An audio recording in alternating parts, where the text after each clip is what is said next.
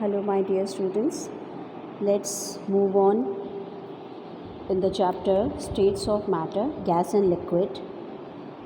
Today we will discuss different laws of gaseous molecules. Boyle's law, Charles' law, Avogadro's law, and Gay-Lussac's law. You will see in all the laws we have to consider only the four variables, volume, pressure, temperature, and moles. In Boyle's law, you will see that the relation is given between volume and pressure, where temperature and number of moles will remain constant. In Charles' law, we will find that the relation is given between volume and temperature, and pressure and moles will remain constant. In Avogadro's law, we will see the relation between volume and moles, where pressure and temperature will remain constant. And in Avogadro's law is done. Last is Gay-Lussac's law. We will see the relation between pressure and temperature, where volume and moles will remain constant. Okay, so all in all, these four variables are going to determine different laws. Let's start with Boyle's law.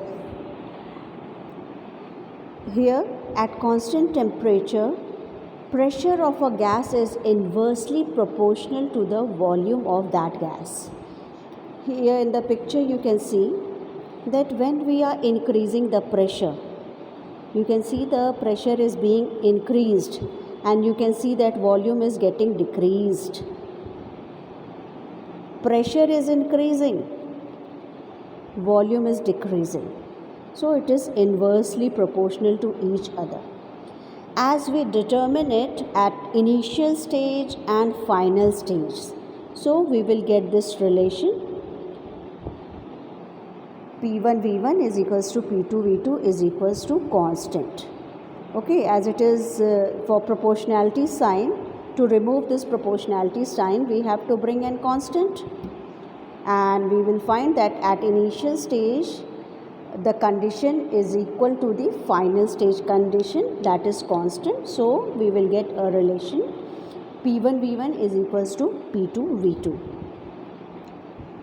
When we will to just do the experiments again and again, and we can represent in the forms of a graph. And when we perform a graph between pressure and volume, when we are plotting a graph between pressure and volume, the relation between pressure and volume, what happens when we increase pressure, what happens to volume, and vice versa. So when temperature remains constant and we plot a graph between pressure and volume, this graph is called isotherm. Okay, pressure and volume graph is known as isotherm. And graph above shows the Boyle's law is strictly not obeyed by gases at all volumes of pressure and temperature, but it obeys this law only at low pressure and high temperature, that is at low density. If we will plot a graph between pressure versus 1 by V,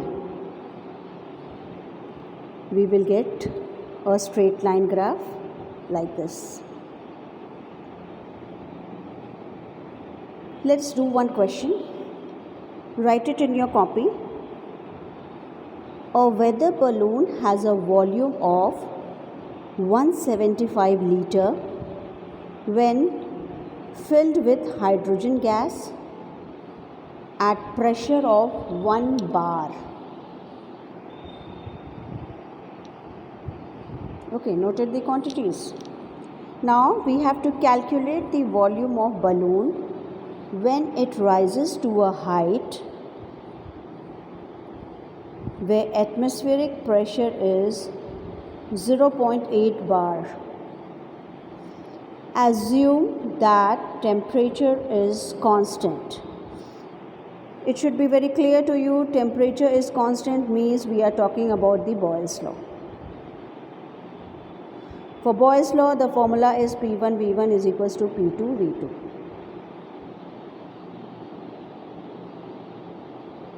Volume is being asked, V2 is being asked, so we will simplify a neat formula that will come P1 V1 by P2. We will put the values and we will get our final volume. Next is, let's see what are the physical significance of Boyle's law. Actually, Boyle's law is seen in operation in the flight of gas-filled balloons. A balloon containing hydrogen gas and helium gas. As you know that hydrogen and helium both are lighter than the air, so the balloon rises up in the sky. So the balloon is partly filled on the ground, but as it rises into the upper atmosphere, the gas expands, thereby filling the balloon completely. This effect is in agreement with Boyle's law. The expansion in gas volume is due to decrease in atmospheric pressure surrounding the balloon. Okay, and Boyle's law shows that gases can be compressed. The compressed gas becomes denser, that is, density increases. Hence, it can be concluded that at constant temperature, the density of the gas is directly proportional to pressure. At higher altitudes, as the pressure decreases, the air becomes less dense. As a result, less oxygen is available for breathing. This causes what is commonly known as altitude sickness. To avoid this sickness, the mountain climbers always carry oxygen cylinders for proper breathing. Now let's see Charles' law. In this, we will see the relation between volume and temperature, where pressure and number of moles will remain constant. So, at constant pressure, volume of a gas is directly proportional to the temperature. Okay, V by T is equals to constant. Initial stage V1 by T1 will be equal to V2 by T2, and that will be equal to constant. Here in the figure you can see that as the temperature is being increased, the volume is also increasing. So we can see that there is volume is directly proportional to temperature. If we will double the volume, if we will double the temperature, volume will be doubled. If 4 times we will increase the temperature, volume will also rise for the 4 times. When we represent a graph between temperature and volume, this graph is known as isobar. Okay, isobar. When we plot a graph, temperature versus volume, this is isobar. Okay, and this graph shows the experimental graph deviates from straight line. Theoretical and experimental graphs agree at high temperature. You should know what is absolute zero. Absolute zero is the hypothetical temperature at which gases are supposed to occupy zero volume. Okay, the hypothetical temperature at which gases are supposed to occupy zero volume is known as absolute zero temperature. Now let's do one numerical on the basis of Charles' law. Write it in your copy, one question.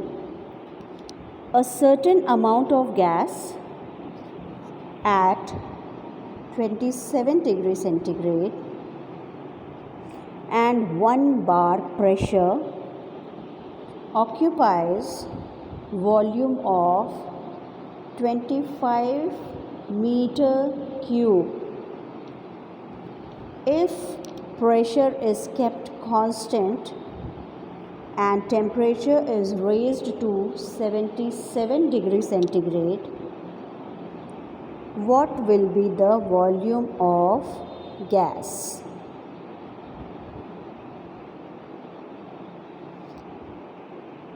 Pressure is kept constant means simply we have to use the formula of Charles' law. Okay, we will note down temperature, pressure, 1 bar pressure occupies volume, and as temperature is constant we will leave this value. Temperature, volume, temperature means V2 is being asked. So formula V1 by V2 is equals to T1 by T2. We will simplify the formula. V2 is equals to V1 T2 by T1. We will put the values and we will get our answer. You have to remember, children, whenever temperature is given in degree centigrade, you have to convert it into Kelvin, and you know the process. Only you have to add 273 to the degree centigrade temperature and it will be converted into Kelvin. Do one more question. A flask was heated from 27 to 227 degrees centigrade. Means V1 is 27 and V2 is 227 degrees centigrade at constant pressure. Calculate the volume of flask if 0.1 decimeter cube of air measured at 227 degrees centigrade was expelled from the flask. You can take a screenshot and note down the question. Don't see the answer and try to solve it by Charles' law. Okay, you will write first you will write given. How to do a numerical? This is the question, this is the part of your teacher. Now you are going to write the answer. In the answer portion, first you will write given. Okay, whatever is given, first you will mention V1, V2, T1, T2. All the values you will write, and if you have to convert any of the value, you will convert here only. Then you will write formula used. Okay, formula used. So as pressure is constant, it means you have to use the formula of Charles' law. So what the formula which you are using, V1 by V2 is equals to T1 by T2. T1 by T2. Now as you have to find out, calculate the volume of flask, itna of air measured was expelled from the flask. Whatever we have to find out, we will simplify the formula, then we will put the given values and we can now do the multiplication, division, and we can get our answer. Next is Avogadro's law. Here our pressure and temperature will remain constant. So at constant temperature and pressure, equal volume of all gases contain equal number of moles or molecules. If we are writing V is directly proportional to capital N, means volume is directly proportional to number of molecules. And if we are writing V is directly proportional to small n, means volume is directly proportional to number of moles. The number of moles in molecules in 1 mole of a gas has been determined to be 6.022 into 10 to the power 23 and is known as Avogadro constant. Children, we have already studied about this law in chapter 1. So 1 mole of each gas at standard temperature and pressure. Here the thing you have to concentrate, Many times you will find that it is written at STP. Now it is revised. Prior it was NTP. Okay, these are the short forms. STP means standard temperature and pressure. NTP means normal temperature and pressure. Okay, so STP or NTP, what will be the temperature? Temperature will be 0 degrees centigrade, or you can say 273 Kelvin. Pressure at STP will be 1 atmosphere or 76 centimeter mercury or 76 millimeter mercury or 760 torr.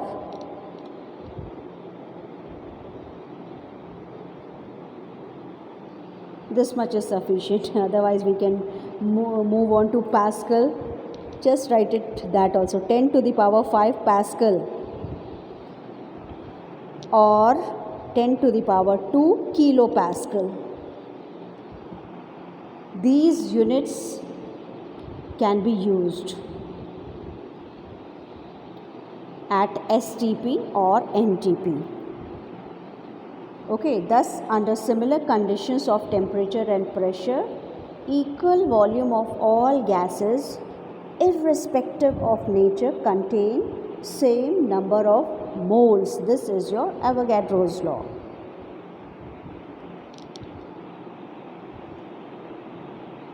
Let's see what Gay-Lussac's law says. At constant volume, pressure of a given mass of a gas is directly proportional to the temperature. Okay, P, that is pressure, is directly proportional to temperature when volume and number of moles will remain constant. Isotherm, isobar, and when we represent pressure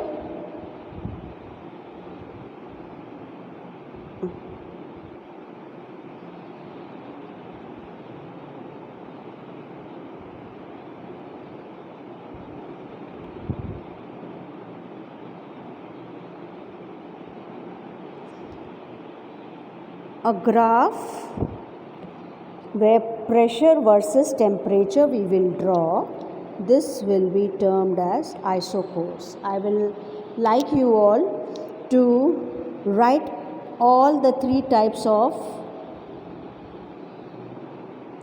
graphical representation all together, so it will be easy for you all to learn and remember what is isotherm, what is isobar, what is isocourse. Okay, so pressure, when we draw the graph between pressure versus temperature, this is called isocourse. After knowing all the 4 laws, a complete ideal gas equation has been formed. In this, all the laws will combine and will give a complete ideal gas law, which is combined with Boyle's law, Charles' law, Avogadro's law, and ideal gas law will be formed, and that you know that PV is equals to nRT. Okay, how it is coming? According to Boyle's law, according to Charles' law, according to Avogadro's law, while combining, we have to combine all the laws, and a relation we will get is PV is equals to nRT. Okay, where P is your pressure, V is your volume, N is your number of moles, R is the universal gas constant, and T is your temperature. Suppose you are lazy in remembering all the laws given for the gases. So what you have to do, you have to only remember the ideal gas law, that is PV is equals to nRT. Whatever numerical we have done, just forget. When it will come, you don't know that after Boyle's law it is given, after Charles' law it is given. Just forget all the laws, only remember PV is equals to nRT. So you will find that all the relations are coming from this ideal gas law. P1 V1 is equals to P2 V2. When we have to find the relation between initial pressure, initial volume with final pressure, final volume, we will get Boyle's law. Now if we want to get the relation between Charles' law, so in Charles' law it will be given that V volume is related to temperature. So this formula will come. Other moieties will not be asked in the question, so only volume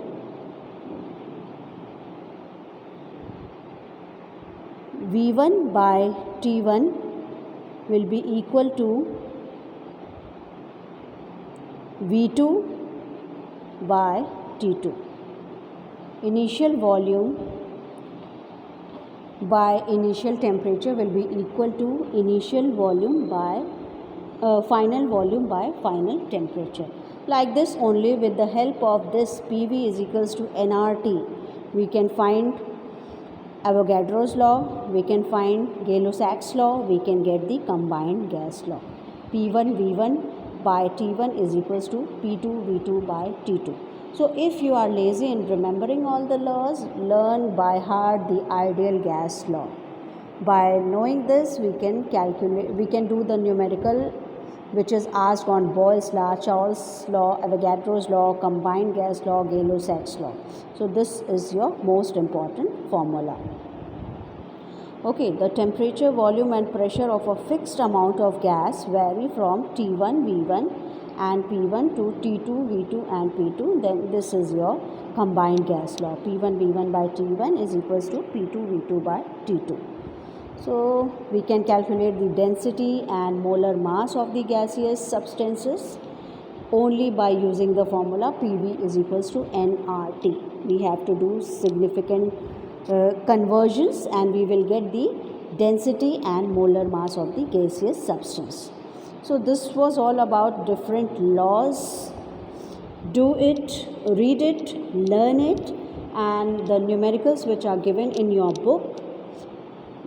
After every law it is given, so it has been solved there. So try first those numericals and after that go through the exercise portion and solve more questions. Okay, tomorrow I will give you more questions from the other book, not from your book. I will give you more questions to you to solve on these gas laws. And in my next lecture, I will discuss about the Dalton's law of partial pressure and other remaining topics. I think that will be the last lecture of this chapter. Thank you so much, children.